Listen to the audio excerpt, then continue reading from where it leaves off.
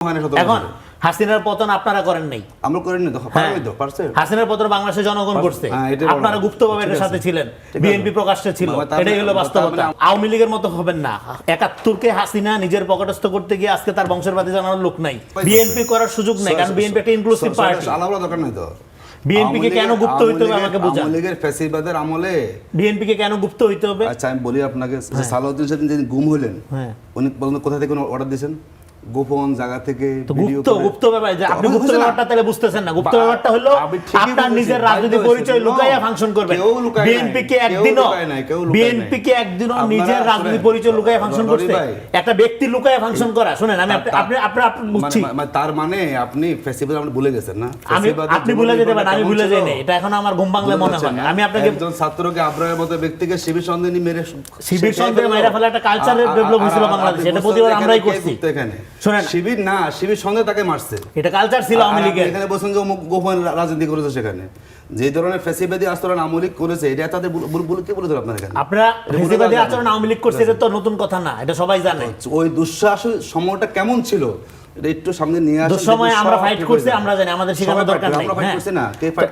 সেইখানে গুপ্ততার দুইটা, আপনি যে জিনিস বলতেছেন, একটা হলো ব্যক্তি গুপ্ত আকারে ফাংশন করছে, আর একটা হলো ব্যক্তি নিজের রাজনৈতিক পরিচয় গোপন করছে। গুপ্ত না, দল গুপ্ত না। বিএনপি কখনোই ফ্যাসিবাদী কায়দা অধিকার হরণ করে নেওয়া। ভাই কথা বলতে দেন। বিএনপি কখনোই তার রাজনৈতিক পরিচয় লুকায়া ফাংশন করার মতো অবস্থায় বাংলাদেশের ইতিহাসে কখনোই যায় নাই, ছিল না। কারণ হইলো এইটা একটা মেইন স্ট্রিম পলিটিক্যাল পার্টি, এইটা একটা ইনক্লুসিভ পলিটিক্যাল পার্টি, তার লুকায়া ফাংশন করার দরকার হয় না। কারণ এইটা মেইন স্ট্রিম এস্টাবলিশমেন্টের মধ্যে এই পার্টিটা সবসময় ফাংশন করছে। এখন হাসিনার পতন আপনারা করেন নাই, আমরা করেন না।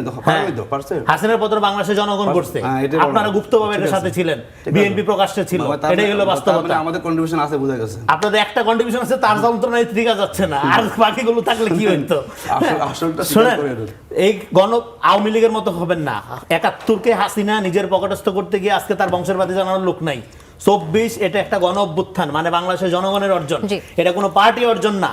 ফলে এই পার্টি অর্জন এটা কোনো দলের ব্যানারে হয় নাই। কিন্তু বিএনপি যখন অংশগ্রহণ করছে এই আন্দোলনে, স্ট্র্যাটেজিক্যালি যখন বলার দরকার হয়েছে আমরা নাই, তারপরে আবার যখন বলা হয়েছে হ্যাঁ তোমরা ঘোষণা দেওয়া হয়েছে, প্রতি মুহূর্তে বিএনপির নেতাকর্মীরা ঘোষণা দিচ্ছে, প্রতি মুহূর্তে বিএনপি নেতাকর্মীরা আন্দোলনের স্ট্র্যাটেজি ঠিক করছে।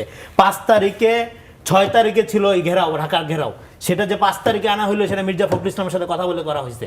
এটা তো জুলাই গণঅভ্যুত্থানের নেতারা, এবং এটা আওয়ামী লীগের এন্টার পরিকল্পনাকে ভণ্ডুল করে দিছে এবং আওয়ামী লীগের পতনকে আসলেই সম্ভব করে দিচ্ছে। এবং এই গণঅভ্যুত্থানে সবার অবদান, একটা হকার ছেলে থেকে শুরু করে, একটা সাধারণ গৃহবধূ থেকে শুরু করে, একটা সেনাবাহিনী থেকে শুরু করে, সবার অবদান সমান। এবং এটার ক্রেডিট শুধুমাত্র শহীদদের, জীবিতদের আছে শুধু দায়িত্ব। এটা আমরা বহুবার বলেছি। ফলে এইভাবে ক্রেডিট ভাগাভাগি করার মধ্যে দিয়ে জাতিকে আর বিরক্ত করে না।